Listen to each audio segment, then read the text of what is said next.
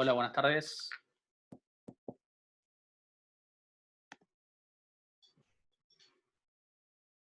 ¿Cómo va?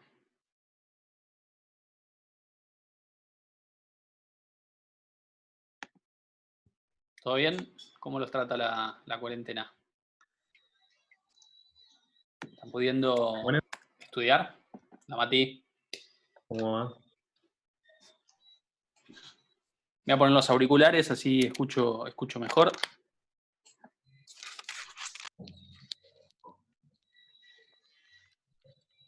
¿Cómo le va a la gente? Hola, Coco. ¿Todo bien?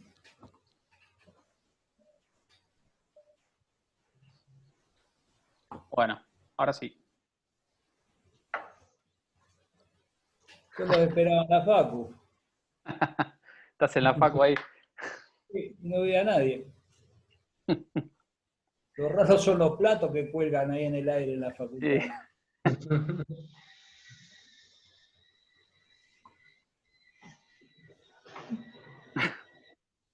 ¿Cómo va? ¿Todo bien? Hoy vi una de esas, como hiciste vos recién, de poner un fondo, pero también se pueden poner como videos de fondo. Entonces había una Sí, persona sí. hablando y puso de fondo un video de él entrando por la puerta. Entonces parecía como que estaba duplicado. Eh, yo no sé, yo la última vez que intenté hacer eso, la cara me lo puso de color en lugar del fondo. Entonces no lo hice más porque quedó muy raro. No, sí, ves que si yo pongo, no parece tampoco. Se ve que necesitas una máquina un poquito más interesante, Claro. porque yo tengo que ubicarme y para que se me vea por ahí. Bueno, ahora está saliendo bastante bien, No, está pero bien, ¿eh? sí, Igual a mí ahora no me aparece eso. Se ve que lo habré. me voy a Berlín un poco. Bueno, Lo único que reproduce los platos que tengo acá atrás, digamos. claro. Porque cambia el color y no lo detecta. Bueno, Sí, vamos a seguir bien. con lo que habíamos quedado el otro día. Habíamos visto decisiones simples y operadores lógicos. Así es. Vamos a hacer un pequeño resumen por última vez de los elementos, de las cuestiones elementales, y después con ese panorama arrancamos. Con algunas Yo cosas creo que, nuevas. yo creo que se anima esta gente a ver ciclos. Ya había algunos que reclamaban de antemano ver ciclos. Sí, Sí, a propósito, los recursantes, si quieren tirarnos cosas más avanzadas, trabajar con otras cosas, no hay problema, ¿sí? sí, claro, Eh, no. Incluso los que se animan a hacer ir preparando alguna actividad de presentación de un juego en consola, le podemos dar también algunos elementos para que vayan como quieran, digamos, ¿no? Es simplemente para que aquellos que ya manejan esta parte, que les sirva las clases también, digamos, ¿no? Que pongan en práctica cosas por ahí más avanzadas y por ahí no se aburren, porque por ahí esto les aburre un poco, pues ya lo conocen. No es una mala idea. Como gusten, mira, buenísimo, lo vieron en programación, así que Bueno, arrancamos entonces con esta rápida repaso de las cuestiones elementales de la programación.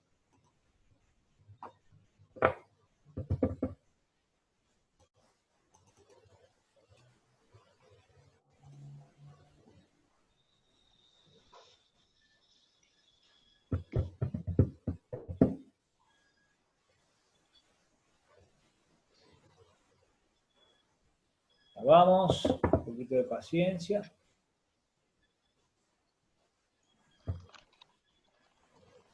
Bien. De esto habíamos estado trabajando en las clases anteriores. Vimos que la forma que un programa era un conjunto de ordenado de datos organizados en una secuencia definida y que una forma de representación, que es la que usan en programación, es mediante diagrama de flujo, ¿sí? Cualquier lenguaje que nos sirva, para representar esas instrucciones es correcto. Nosotros en el laboratorio en particular trabajamos directamente en código, aunque en las primeras clases hacemos también los diagramas como para ir acompañándolos en el reconocimiento de cómo trabajar con una cosa y con otra. Habíamos hecho un primer programa elemental que hablaba de los números que se ingresaban por teclado, ¿sí? Y que lo que nosotros queríamos era calcular la suma. Y habíamos también dicho que para entender un problema nosotros teníamos que pararnos a analizar qué necesito, qué tengo a la entrada, qué tengo a la salida, qué es lo que se me está pidiendo, ¿sí? En este caso de este enunciado, sé que a la entrada tengo dos números y acá a la salida tengo que proporcionar un número, y que las acciones para transformar la entrada en la salida, en este caso es una simple operación matemática, puede ser o una operación más compleja que involucre operadores cálculos matemáticos más complejos, que signifique que tengamos que hacer comparaciones, y digamos, en programación no tenemos nada complejo en cuanto a lo que pueden ver en matemática en cuanto a la complejidad, porque lo que hacemos es cosas sencillitas. Lo que puede ser es que sean muchas cosas de esas sencillitas juntas. Ustedes saben que sumando repetidas veces puedo multiplicar, y eso también puedo proyectarlo para hacer los exponentes. Bueno, eso es lo que hacen las computadoras. El programa de ejemplo, las instrucciones expresadas en un pseudocódigo, podría ser esta que tenemos acá. Ingresamos un número, ingresamos el otro, hacemos el cálculo y mostramos el resultado. Y acá tenemos la coincidencia entre el código que usamos de acá, las instrucciones en pseudocódigo, el código de C con C++, y la representación en el diagrama de tipo, ¿sí?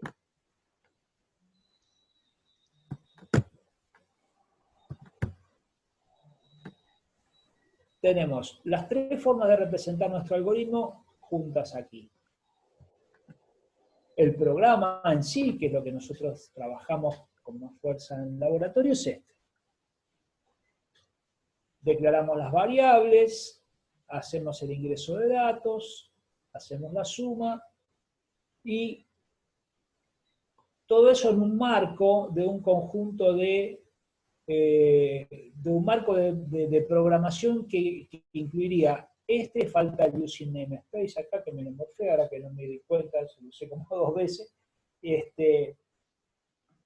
el marco del programa principal, con el return 0 abajo, que eso es común a todos los programas que hagamos, ¿sí? Esos elementos que yo tengo acá son o palabras que significan cosas reconocidas por el lenguaje. En este caso int es un tipo de dato, main hace referencia a la función principal, las llaves son usadas por el lenguaje C para encerrar las instrucciones, el punto y coma indica que finaliza una instrucción, esto es un operador, esto es otro. Cada una de las cosas que nosotros tengamos acá tiene que tener un significado semántico, que el lenguaje lo reconozca. Por eso, por ejemplo, si voy a usar variables, tengo que decirle al lenguaje, che, mira que voy a necesitar estas cosas que están acá, que son 3 variables enteras. Y esto lo habíamos analizado, ¿sí? Habíamos definido variables, constantes, operadores, expresiones, espacio de memoria con un nombre que nosotros podemos leer y escribir, las clasificaciones, habíamos dicho las limitaciones para poner la identificación, el identificador, el nombre, ¿no? Las constantes también, pero no se puede cambiar, le asignamos un valor al inicio. Los operadores con los cuales estuvimos trabajando, estos son los matemáticos, nos paramos en este, recuerdan que era el único raro de todos los que esto los conocíamos. Esto para escribir lo que tengo de este lado acá, esto los usábamos hasta ahora los usamos dentro de las decisiones para construir proposiciones lógicas, y estos nos ayudan a construir proposiciones lógicas compuestas a partir de proposiciones lógicas simples. Y también habíamos dicho que las expresiones serán la resultante de unir con un determinado criterio para construir instrucciones todas esas otras cosas de las que hablamos antes, ¿sí? También estuvimos hablando de cuáles son las estructuras de programación con las que contamos. Son solamente estas que tenemos acá. Nosotros hasta ahora trabajamos con esta, y nos falta meternos con esta, que hoy ya vamos a arrancar seguramente viendo algunas de las representaciones del trabajo con ciclos. Ciclos se refiere a cuando un conjunto de instrucciones se repite.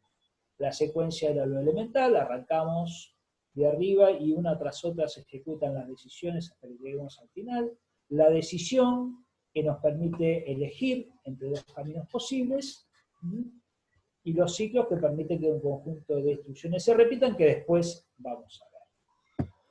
Y habíamos visto esto y otra cosa parecida, donde tengo, en este caso, 4 números, teníamos que informar el mayor de ellos. Y para eso necesitábamos usar, entrada era cualquiera de, necesitamos ingresar estos 4, la salida era uno de estos, y íbamos construyendo la solución, en este caso, construyendo proposiciones lógicas compuestas a partir del uso de los operadores lógicos, ¿sí? Bueno, y habíamos hecho un ejercicio bastante complejito, usando decisión simple y los operadores, y los hicimos de 2 maneras, si mal no recuerdo, ¿no? El de las notas lo hicimos preguntándonos, y lo hicimos utilizando otra estrategia de programación de las cuales nosotros disponemos, que es usar una variable para contar cuántas veces pasa una cosa. Lo resolvimos solamente con los contadores. No lo hicimos con pregunta, no. Pensé que lo habíamos resuelto también eso, en el otro curso lo hicimos.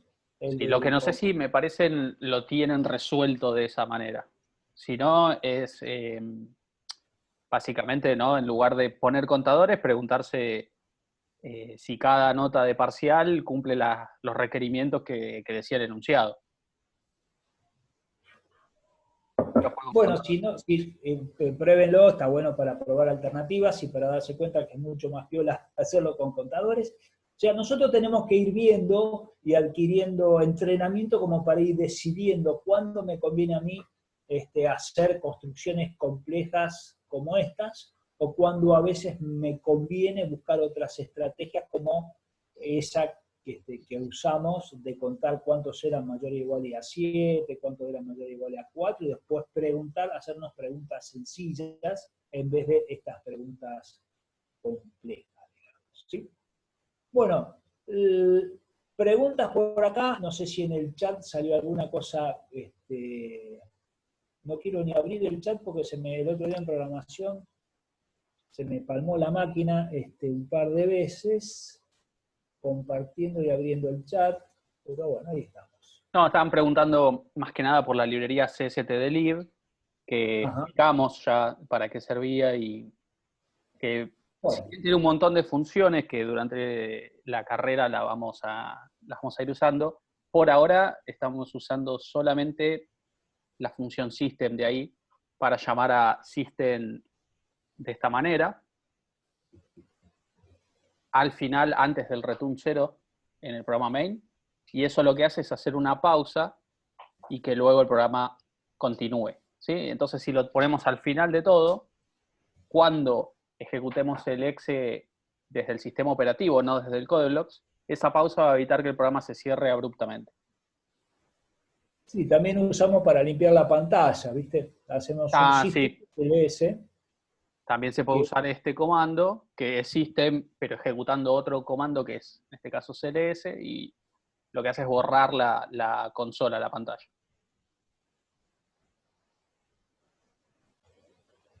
Void significa, es un tipo de dato, que en ese caso significa vacío, cuando no hay un tipo de dato, pero eso lo vamos a ver hacia adelante, digamos, ¿sí? Ahí Turi pregunta para reiniciar el programa. En realidad el programa no debería reiniciarse a sí mismo.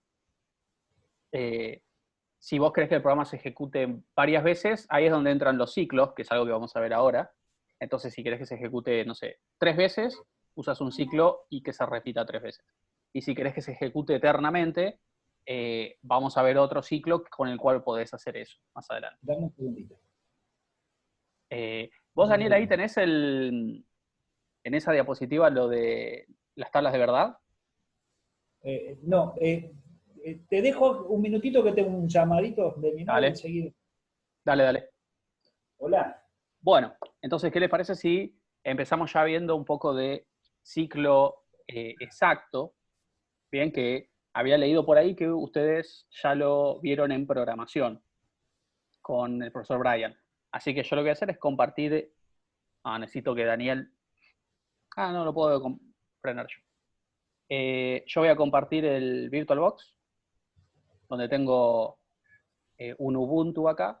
Y este era el último ejercicio que hicimos, ¿sí? Hacer un programa para ingresar por teclado a las 4 notas de los exámenes. Bien, este lo tenemos resuelto. De hecho, si yo abro el Codeblocks, que lo voy a abrir ahora, lo debo tener de la clase 2, ¿sí? Así que lo voy a buscar en el archivo de clase 2, de laboratorio 1, en laboratorio 2, laboratorio 1, clase 2, y creo que era el ejercicio 4. Voy a abrirlo. Este es el ejercicio que dejamos resuelto en la clase anterior, ¿bien? Yo le voy a hacer una copia, es decir, voy a poner guardar como. Lo voy a llevar a la carpeta de clase 3 y le voy a poner ejercicio A, porque en la guía esta que estamos por compartirles es el ejercicio A, ¿sí? Después tenemos el B, el C y el D. La idea es resolver estos hoy y a ustedes les quedan estos de acá para resolver en la semana, ¿sí? Bueno, entonces tomémonos un segundo para leer este enunciado. Yo acá les voy a poner el mismo documento que yo estoy viendo, si lo quieren ver en su propia computadora, sería el siguiente. Si no es ese, es con un 27. En lugar de 26, 27, ¿sí? Confírmenme si están viendo el mismo documento que yo, con esa dirección.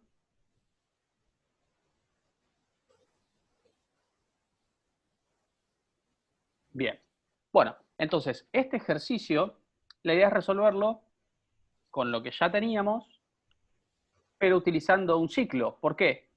Porque ya la clase anterior habían notado que lo que resolvíamos aquí había una repetición de código, ¿sí? Nosotros declaramos variables, ponemos contadores en 0, y luego nuestro programa lo que hace es ingresar un número, preguntar si la nota es mayor o igual a 7 y suman un contador, preguntar si no, si la nota es mayor o igual a 4 y acumular en otro contador, y luego repetíamos eso 3 veces más. O sea que en total se ejecutaba lo mismo 4 veces.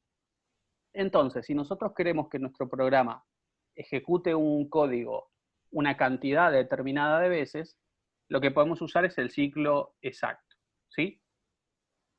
Primero voy a ejemplificar el ciclo exacto en otro ejercicio aparte y solo el ciclo exacto, así no se les hace lío, y después lo incorporamos a este. Así que voy a abrir un nuevo archivo, C++, y lo voy a guardar en la carpeta que tengo de laboratorio 1, clase 3, y acá le voy a poner for. Le pongo así porque así se llama la palabra reservada para el ciclo exacto, ¿sí? Pongo, obviamente, lo que estamos acostumbrados, el IOStream, el namespace std, main, return 0, y aquí vamos a hacer una demostración del ciclo exacto, ¿sí? Imagínense que queremos hacer que nuestro programa muestre los números del 1 al 50, uno al lado del otro, ¿sí? O uno abajo del otro, mejor. Entonces, eso es algo fácil de hacer, pero bastante engorroso, porque lo que tendríamos que hacer es así, ¿no? Y hasta llegar al 50.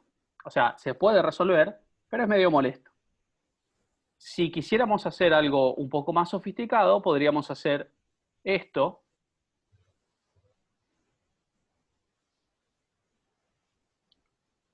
Y empezar a copiar y pegar, ¿no? Porque a medida que yo incremente el valor de C, lo muestro, lo incremento, lo muestro, y estaría mostrando un número de 1 en 1 hasta llegar al 50, que sería el objetivo, ¿sí?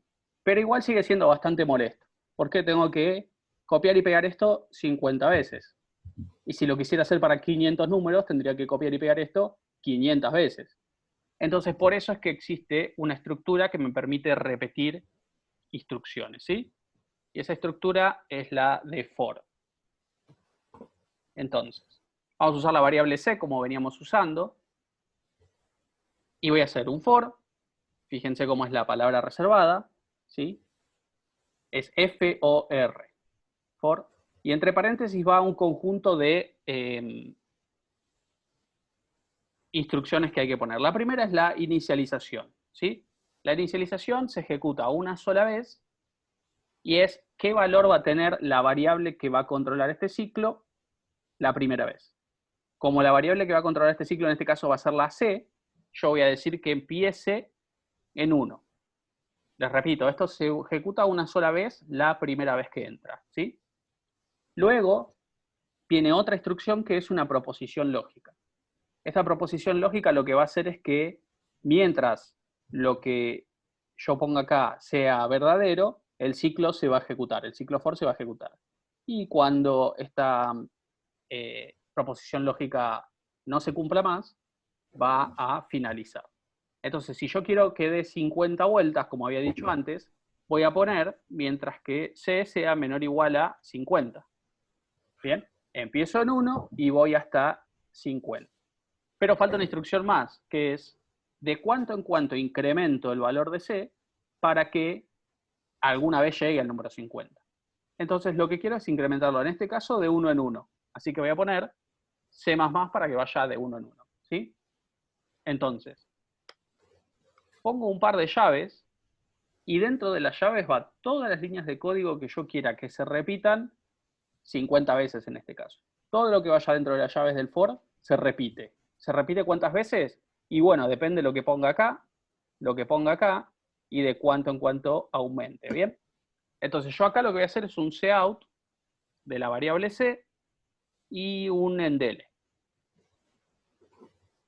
Entonces, esto, cuando lo compile, por más de que sea así chiquitito el código, va a repetir la salida de la variable C 50 veces. Y la variable C, vuelta a vuelta, va a ir aumentando de 1 en 1. ¿Sí? Así que lo ejecuto. Y como pueden ver, tengo repetido, ¿sí?, la instrucción de salida 50 veces y muestro los números del 1 al 50. ¿Bien? Dudas de cómo funciona la estructura en general, ¿eh? Después, aprender a usar esta estructura lleva tiempo, ¿sí? Pero ¿les queda claro cómo sería? Sí, hace falta declarar la variable antes de usarla, eso siempre. Sí. Ponele ahí, Ángela, perdón por el, pero bueno, me llamaba mi madre, pobre. Igual era para charlar, no, por suerte, no era nada. Cuando yo tenga 83, Pasale el ID de hacer lo que se me ocurra. Pasale el ID de Zoom y que se meta en la clase. Sí, te charla, no tiene problema. Escúchame, vamos a hacer ponele ahí el C++, ponele C+1. Eso es algo que nos enseñan los alumnos, ¿no? C+1, sí. Ahí, y ejecutémoslo. A ver qué pasa. ¿Qué les parece que pasó?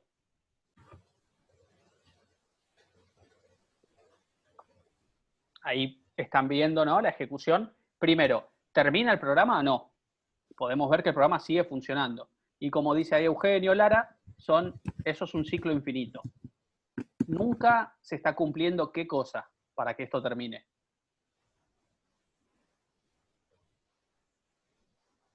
que C supere el número 50, ¿no? Que sería la condición para que esto termine. Porque C más 1 suma 1 a C, pero no cambia el valor de C. Entonces, siempre se mantiene el número 1 como valor. Entonces, yo puedo poner eso de varias maneras. C++ por ahí sería la forma más acotada y que más conocen, pero si yo quisiera escribir de otra manera, que el valor de C se incremente en 1, ¿cómo lo podría poner? C más igual 1, esa es una manera. Más igual 1 hace que el valor de C aumente de 1 en 1. O C igual a C más 1. Exacto. Perfecto. Eso es como la forma más... Es lo que básicamente, perdón, es lo que básicamente está ejecutando por debajo cuando ponemos C++, ¿sí? ¿Y qué pasa si yo hago esto?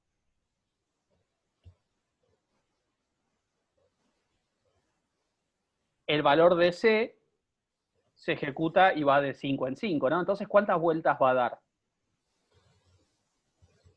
Exacto. Si lo ejecutamos,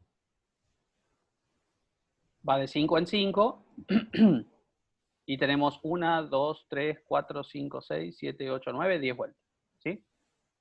Fíjense que el último es el 45. ¿Por qué no muestra el 50? No, el último es el 46 porque empecé en 1. Perdón, 46. ¿Por qué no muestra el...? El 51. Bien, porque ya lo superaría exactamente. Fíjense que la condición es menor a 50, ¿sí? Y a ver, O yo sea, les ustedes pregunto, pueden poner lo que quieran, ¿eh? En muchos lenguajes directamente, qué sé yo, en algunos es for, tal cosa igual a 1, tú, 50, digamos. No hay proposiciones, no hay nada, digamos. Directamente le decís cuántas vueltas y se acabó. Acá en C tenés la posibilidad de armar esta instrucción en el ciclo y darle, si querés que dé vueltas, podés hacerlo directamente de 1 hasta menor a la cantidad total, incrementarlo de a 1, o podés hacerlo de 500 en 500, de ir para atrás, para adelante, lo que a vos se te ocurra. No hay ninguna limitación. Podés arrancar en 0 si querés, podés arrancar en 1 si querés. Depende del uso que le vayas a dar. Más adelante, cuando veamos otros temas, por ejemplo, hay lo que se llama vectores, que veremos más adelante, que hace que nos convenga arrancar en 0.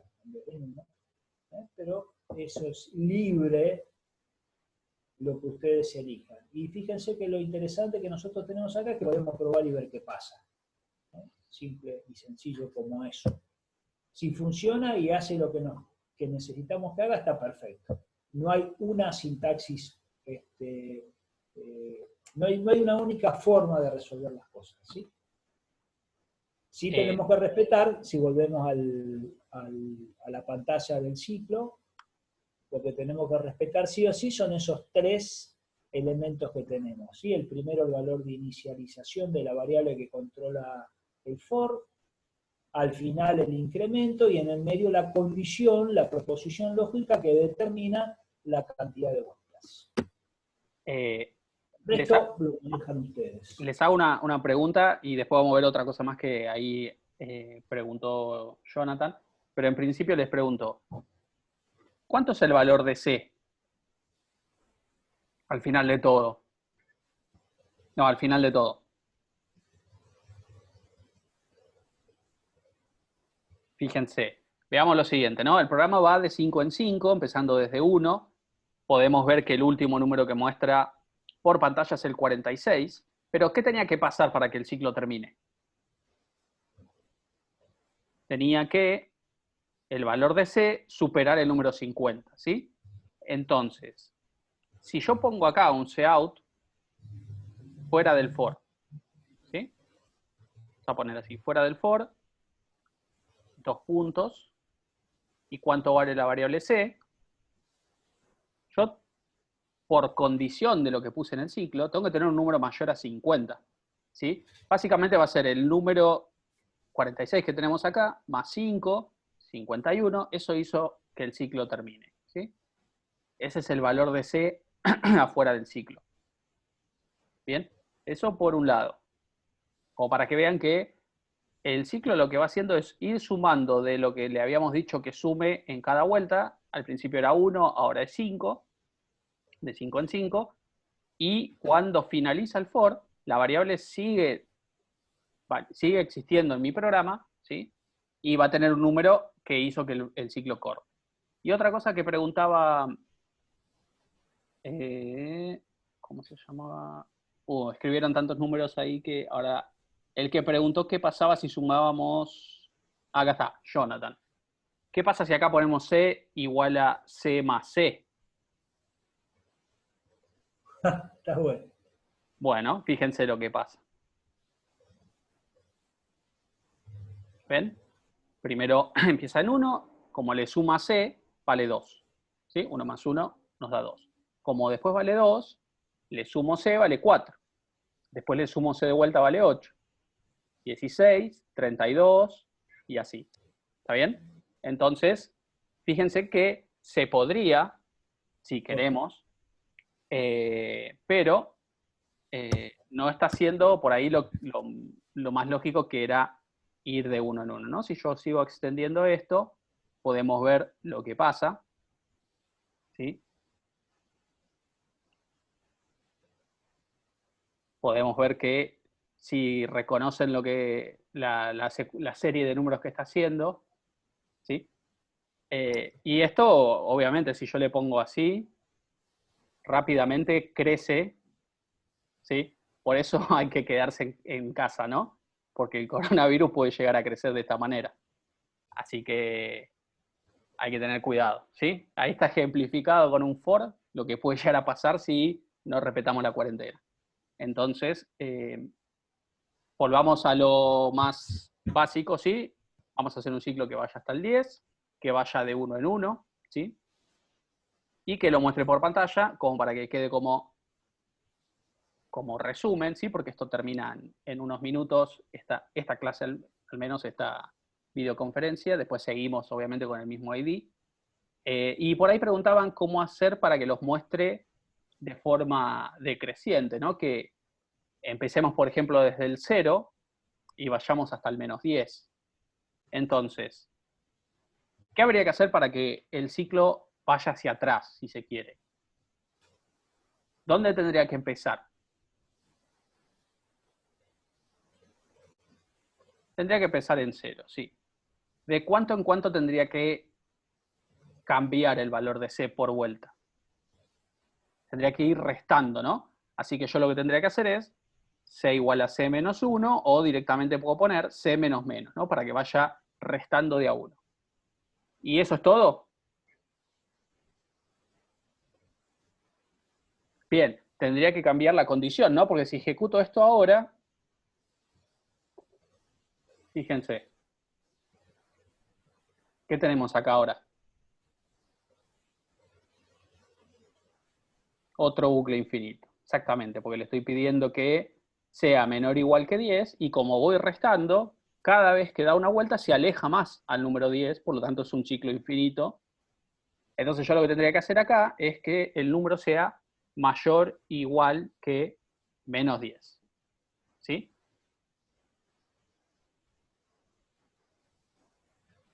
Y ahí tenemos del 0 hasta el -10 inclusive, ¿no?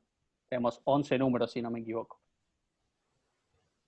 Entonces, ahí tendríamos un ciclo que va hacia atrás. En lugar de ir hacia adelante, va hacia atrás. Sigue dando la misma cantidad de vueltas. En realidad ahora da una vuelta más por una cuestión numérica, pero en cuestión de cantidad de veces que ejecuta esto, podemos hacerlo tanto positivo como negativo, ¿no? Pero si yo quisiera por alguna razón que los números sean negativos, puedo hacerlo sin problemas. ¿Bien? Y bueno, ahora veamos cómo transformaríamos este ejercicio antes de que esto termine, que quedan 5 minutos. ¿Cómo haríamos para que esto se ejecute 4 veces, ¿sí? Y no lo tengan que copiar y pegar como hicimos la clase anterior? Primero lo que voy a hacer es borrar lo que está repetido de más, lo saco. Entonces, mi programa quedaría de la siguiente manera. Declaro las variables, las pongo en 0. Esto que estoy seleccionando acá, lo repito 4 veces porque eran 4 notas. Y luego, una sola vez, me fijo cómo quedaron los contadores para mostrar cuál es la situación del alumno. Así que si quiero que esto se ejecute 4 veces, ¿qué tendría que hacer?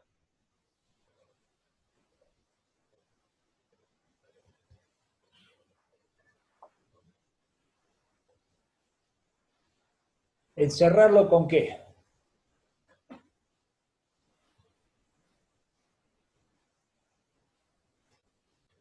Bien. Con un ciclo, ¿no? Y acá lo que no podemos usar son estas variables para hacer el ciclo porque las estamos usando para otra cosa.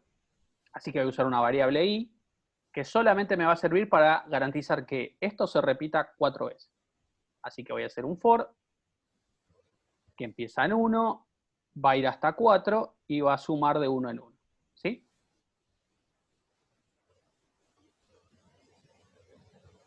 Y yo lo tabulo simplemente para que quede más lindo, pero no hacía falta. Y encierro entre llaves lo que quiero que se repita 4 veces. Sí, Rosario también lo podría poner así, desde empieza en 0 y vaya hasta el 3, ¿sí? Pero con que garanticemos que dé 4 vueltas está bien, ¿sí? No nos importa acá los números que toma ahí, sino la cantidad de veces que repite. Entonces, ejecuto esto y me va a pedir 4 notas y me muestra la situación del alumno, ¿sí? Antes esas 4 notas las ingresaba porque teníamos el seguir literalmente escrito 4 veces, pero ahora lo tenemos escrito una sola vez, pero adentro de un ciclo for, ¿sí? Así que con eso estaría resuelto. Y lo bueno de esto es, ¿qué pasa si aumenta la cantidad de notas? Imagínense que los profesores de esta materia toman un examen cada clase, y son 16 clases. ¿Qué tendríamos que hacer?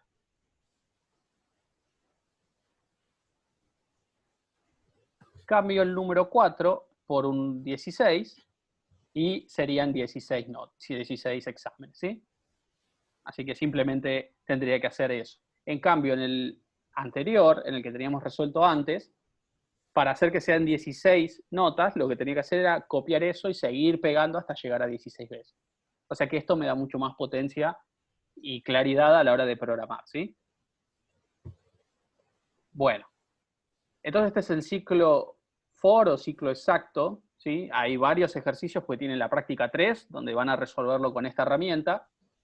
Y nos queda, para que veamos después de este break que vamos a tener ahora, la decisión múltiple, ¿sí? Que se la saben diagramar, pero estaría bueno ver cómo se codifica, ¿sí? Sí, más o menos 10 minutos, lo que tarda en procesar el archivo de video para después subirlo a YouTube. Así Y que tampoco tenías razón, la tabla de verdad no le echamos un vistazo porque no lo vimos, me parece, ¿no? lo vemos con el ejemplo que diste el otro día y lo codificamos como para que lo vean.